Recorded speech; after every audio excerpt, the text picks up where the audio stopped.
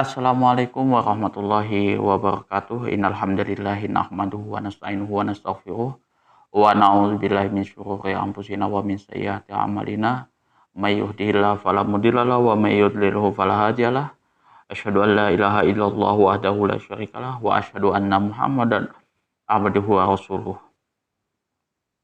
Allahumma sholli ala sayyidina Muhammad wa ala ali sayyidina Muhammad kama shallaita ala sayyidina Ibrahim wa ala ali sayyidina Ibrahim wa barik ala sayyidina Muhammad wa ala ali sayyidina Muhammad kama barakta ala sayyidina Ibrahim wa ala ali sayyidina Ibrahim fil alamin innaka Hamidum Majid. Rabbi shrah li sadri wa yassir li amri wahlul 'uqdatam min lisani yafqahu qawli amma ba'du. Hadirin hadirat jamaah kaum muslimin wal muslimat yang dirahmati oleh Allah Subhanahu wa taala dimanapun antum semua berada. Di sini kita akan membahas tentang hadis nomor 358 dan 359, yang mana hadis ini membahas tentang keutamaan fadilah sholat sunnah qobliyah subuh ya. Di sini kita sama-sama belajar nanti tentang keutamaan sholat rawatib qobliyah subuh ya. Wa anha radhiyallahu anha qalat lam yakunin nabiy sallallahu alaihi wasallam an syai'im minan nawafili asyadda ta'ahudan minhu ala raq'atail fajri muttafaqun alaih. Wali Muslim raq'atal fajri khairum minad dunya wa ma fiha. Wa anha di sini sama dengan yang sebelumnya dari Sayyidah Aisyah radhiyallahu anha, semoga Allah meridhoi atas beliau, qalat telah berkata, lam yakunin nabiyyu, tidak sekalipun Nabi sallallahu alaihi wasallam ala syai'in, atas sesuatu minan nawafili, di antara salat sunnah, asyadda ta'ahudan, yang sangat beliau perhatikan, yang sangat diperhatikan oleh Nabi sallallahu alaihi wasallam, minhu, dari sesuatu tersebut, ala raq'atail fajri, atas 2 rakaat salat qobliyah subuh. Muttafaqun alaih. Hadis ini diriwayatkan oleh Imam Bukhari dan Muslim melalui 2 jalur sahabat yang sama ya. Melalui 1 sahabat yang sama.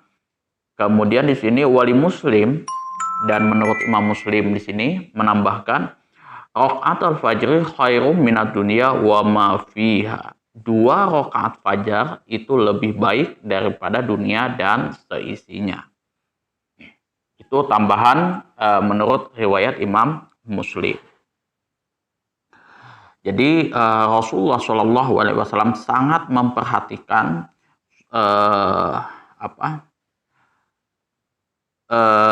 sangat memperhatikan 2 rakaat sebelum subuh ya. Dan di sini juga Imam Muslim menambahkan bahwasanya 2 rakaat sebelum subuh itu lebih baik daripada dunia dan seisinya.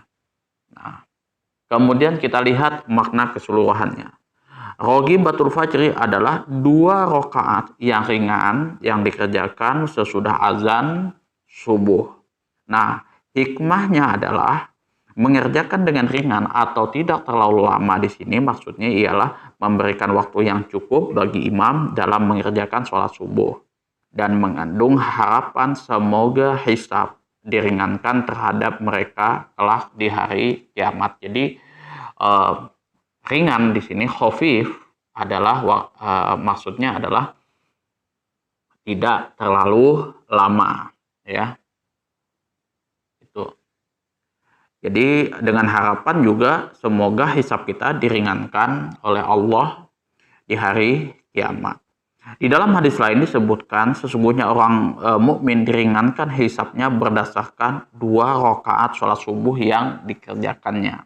Ya, 2 rakaat sunnah subuh yang dikerjakannya. Itu ya. Jadi penting teman-teman mengerjakan sholat sunnah rawatib ini ya, mulai dari sholat sunnah qobliyah zuhur, ba'diyah zuhur, kemudian qobliyah asar, kemudian eh, ba'diyah maghrib, kemudian juga di qobliyah subuh ya. Itu penting untuk teman-teman kerjakan ya. Itu karena banyak sekali keutamaan-keutamaannya. Sebagaimana yang sudah kita sebutkan kemarin, yang sudah kita bahas, bahwasanya ketika sholat kita tidak sempurna kayak gitu pahala-pahalanya, Allah perintahkan kepada malaikat untuk ngecek lagi amalan-amalan sunnahnya. Ya, salah satunya yang dicatat yang dirangkum yang dikumpulkan oleh Ibnu Hajar al-Asqalani, yaitu keutamaan daripada sholat sunnah rawatib itu ya. Karena selain daripada ini sholat wajib yang Rasulullah lakukan secara runtut kayak gitu, tidak pernah beliau tinggalkan adalah sholat sunnah qobliyah dan ba'diyah. Di sini juga Rasulullah SAW tidak pernah meninggalkan keduanya, baik ketika berada di tempat maupun ketika di dalam perjalanan ya, musafir. Bahkan beliau selalu memelihara keduanya itu ya.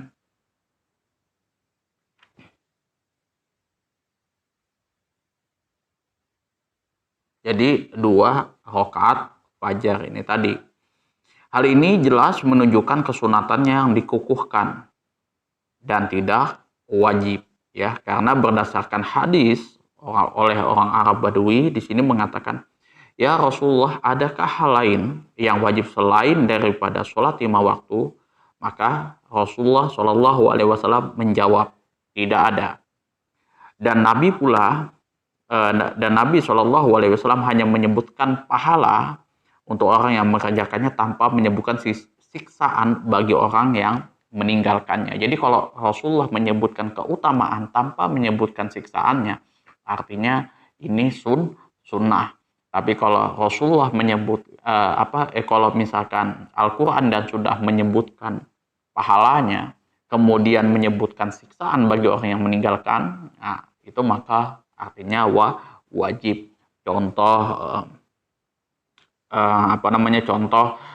sholat, kemudian puasa, zakat, haji. Nah, itu semua ada ininya, ada pahalanya, ada siksaannya bagi orang yang meninggalkannya. Apalagi kalau misalkan tiga aspek ini ya, sholat, puasa, zakat, itu wajib ditunaikan.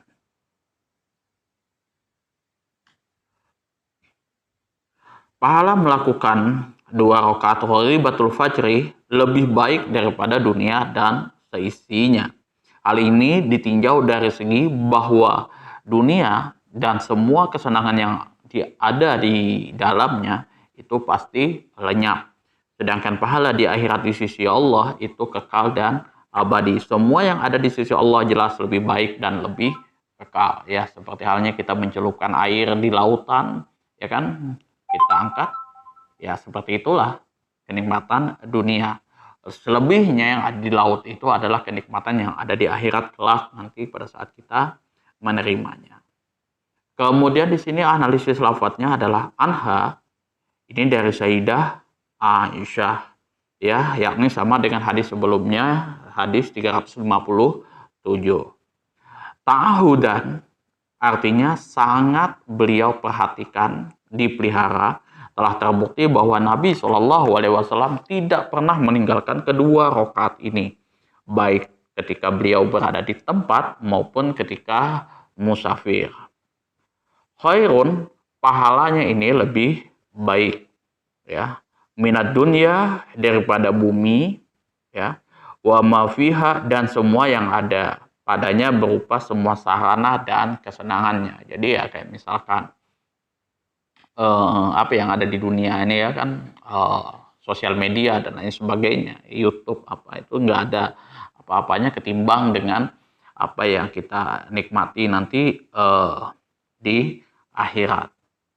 Fikih hadisnya adalah mengukuhkan kesunatan 2 rakaat fajar dan kebesaran pahalanya serta ketinggian derajatnya dalam hal keutamaannya. Disebutkan bahwa hal tersebut termasuk di antara petunjuk Nabi Shallallahu Alaihi Wasallam.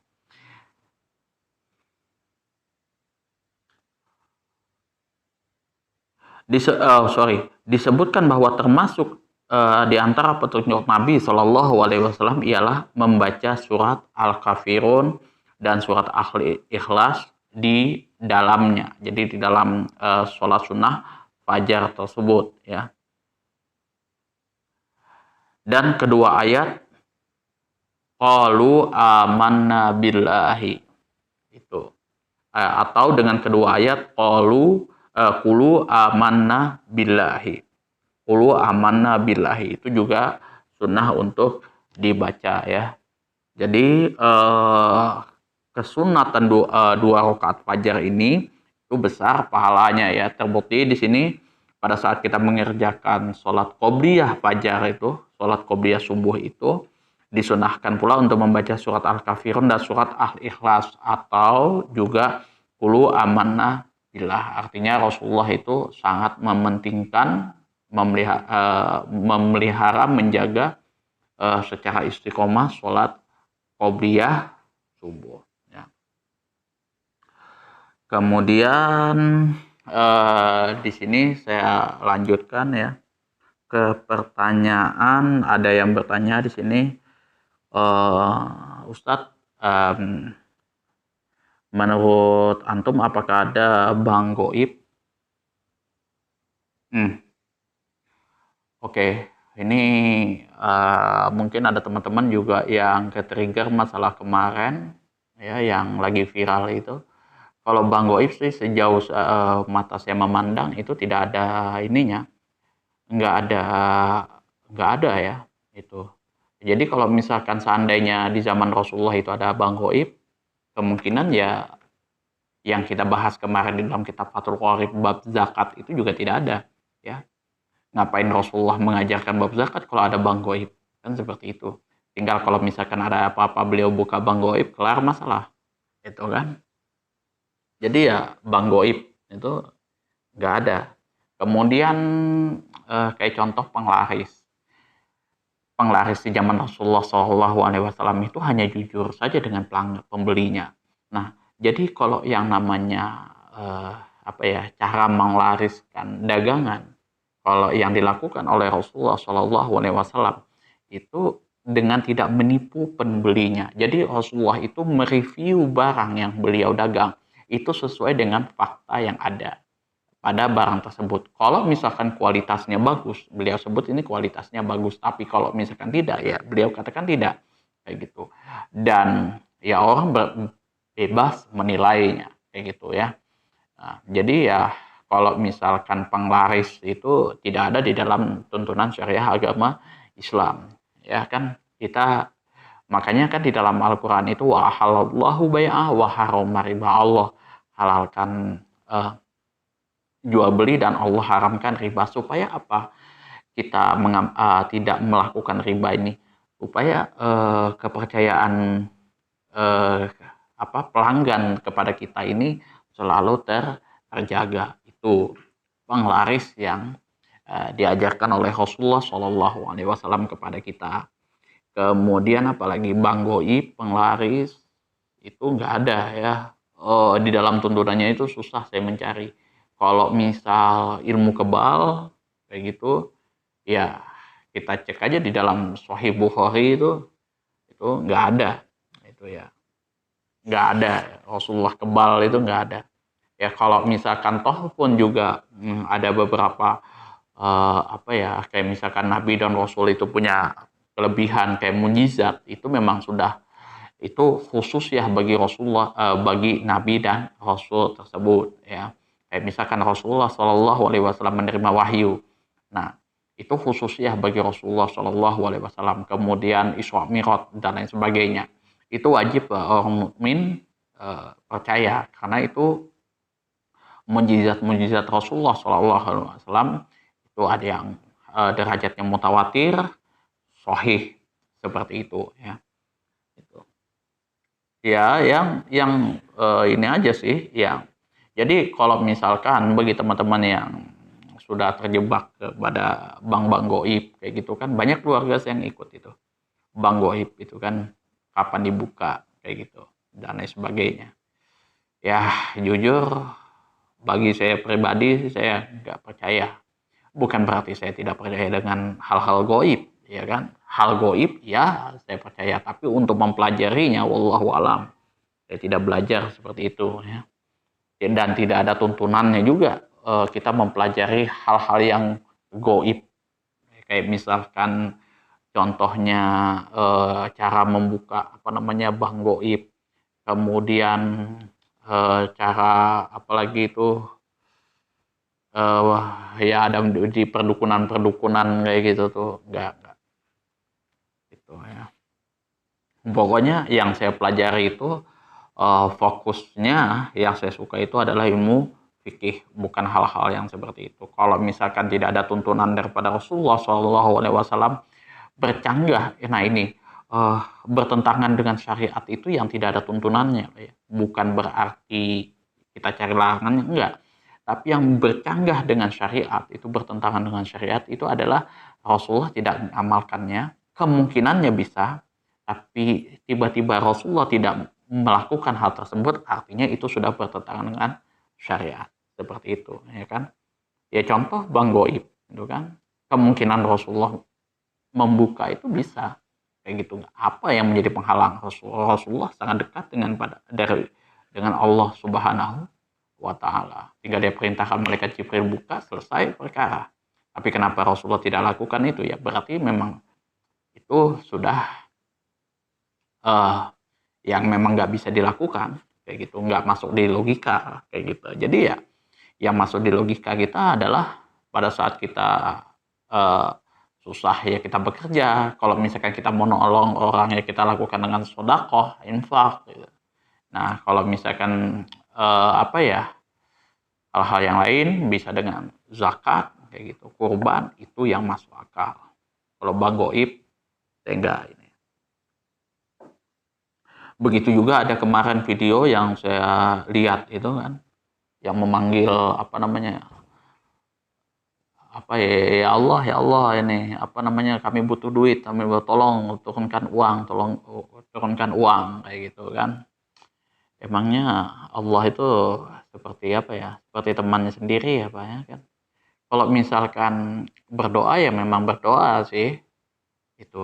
Tapi ya jujur untuk masalah pembangunan masjid dan kepentingan umat itu bukan langsung minta ke Allah Subhanahu wa Ta'ala langsung turun duit karung dari langit, enggak kayak gitu. Rasulullah Shallallahu Alaihi Wasallam kalau misalkan membangun misalkan kepentingan umat kayak gitu ya melalui zakat, sodakoh, dan ini ya yang telah beliau uh, yang telah beliau tarik daripada sahabat-sahabat yang lain seperti itu. Kemudian baru dipakai untuk kepentingan maslahat umat. Itu dilakukan oleh Rasulullah SAW, kemudian Abu Bakar, Umar, Utsman, Ali, seterusnya seperti itu. Jadi ya kayak gitu runtutannya. Nggak bisa kita meminta langsung ke langit terus jatuh.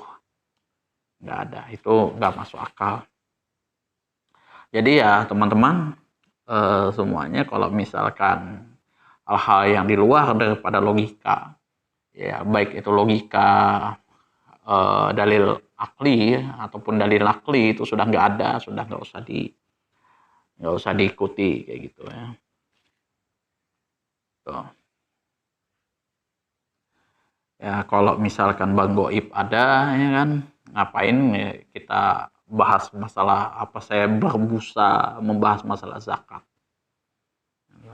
Mending saya membahas masalah Bang Goib ya. Ada.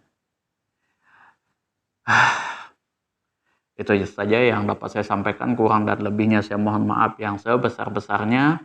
apabila ada kesalahan di dalam penyampaian saya, baik itu pembahasan kitab Bulughul Maram, Fathul Qorib, dan Al-Azkar, kitab-kitab yang lainnya. Kemudian juga apabila ada kata-kata saya yang menyinggung hati teman-teman dan guru antum semuanya. Sekali lagi saya mohon maaf yang sebesar-besarnya. Karena ya ini berdasarkan sudut pandang saya dan apa yang saya tahu dari berbagai macam kitab karangan ulama ahlus sunnah wal jamaah. Kemudian apabila ada kritikan, saran, masukan dan juga pertanyaan sebagaimana biasa silahkan diatur di kolom komentar. Akhir kalam, wabillahi taufiq wal hidayah. Assalamualaikum warahmatullahi wabarakatuh.